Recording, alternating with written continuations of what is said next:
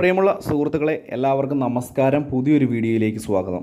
അപ്പോൾ 4 മാസത്തെ കാത്തിരിപ്പ് അങ്ങനെ അവസാനിക്കുകയാണ്. കിസാൻ സമ്മാൻ നിധി തുക പ്രഖ്യാപിച്ചിരിക്കുന്നു എന്നുള്ള വളരെ പ്രധാനപ്പെട്ട അറിയിപ്പുകളാണ് ഇന്നത്തെ വീഡിയോയിലൂടെ ഷെയർ ചെയ്ത് തരുന്നത്.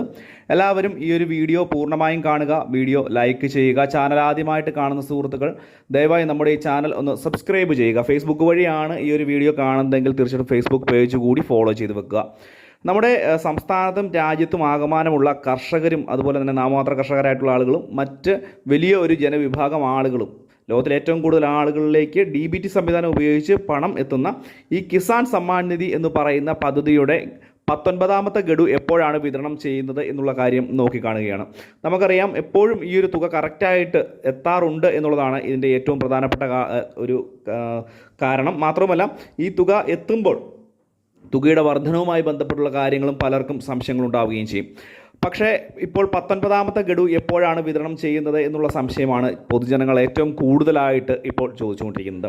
അതിന് ഇപ്പോൾ തത്വത്തിലൊരു ഉത്തരം ലഭിച്ചിരിക്കുന്നു എന്നുള്ളതാണ് ഇതിൻ്റെ ഏറ്റവും പ്രധാനപ്പെട്ട മറ്റൊരു വിവരം.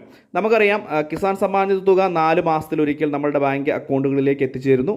കേരളമല്ലാത്ത മറ്റു പല സംസ്ഥാനങ്ങളിലും ഈ ഒരു പദ്ധതി വിഹിതം സംസ്ഥാന സർക്കാരുകളുടെ സഹായത്തോടു കൂടി തുകയിൽ ഗണ്യമായിട്ടുള്ള വർധനവ് വരുത്തുകയും ചെയ്തിട്ടുണ്ട്.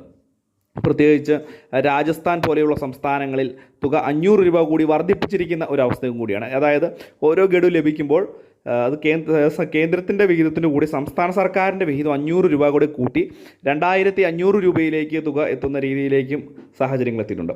അപ്പോൾ ഇപ്പോൾ തുക വിതരണം ചെയ്യുമ്പോൾ കേരളത്തിൽ ലഭിക്കുക 2000 രൂപ വീതമുള്ള തുക മാത്രമായിരിക്കും.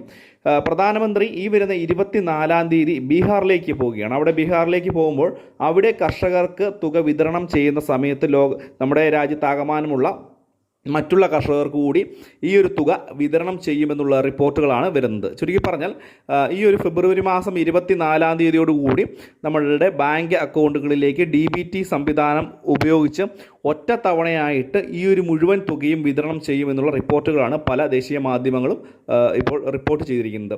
ഇതുതന്നെയായാലും വളരെ പ്രാധാന്യം അറിയിക്കുന്ന ഒരു വാർത്താ അറിയിപ്പാണിത്. കാരണം ഈ ഒരു തുകയ്ക്ക് വേണ്ടി കാത്തിരിക്കുന്ന വളരെയധികം ആളുകളുണ്ട്.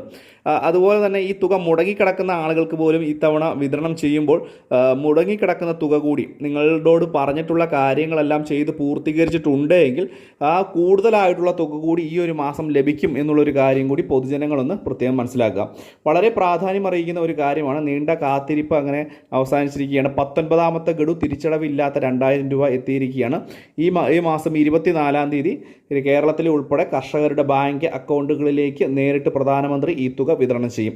അപ്പോൾ ഈ ഒരു കാര്യം വളരെ പ്രധാനപ്പെട്ട ഒന്നാണ്. ഒന്നിന് സംശയങ്ങളൊക്കെ ഉണ്ടെങ്കിൽ വീഡിയോയ്ക്ക് താഴെ കമൻറ്റ് ബോക്സിൽ ചോദിക്കുക. അപ്പോൾ ഇത്രയും കാര്യങ്ങളാണ് പറയുവാൻ വന്നത്. വീഡിയോ ഇഷ്ടപ്പെട്ട ചാനൽ സബ്സ്ക്രൈബ് ചെയ്യുക, വീഡിയോ ലൈക്ക് ചെയ്യുക, ഷെയർ ചെയ്യുക. മറ്റൊരു ഇൻഫോർമേറ്റീവ് ആയിട്ടുള്ള വീഡിയോ ആയിട്ട് നമുക്ക് വീണ്ടും കണ്ടുമുട്ടാം. അതുവരെ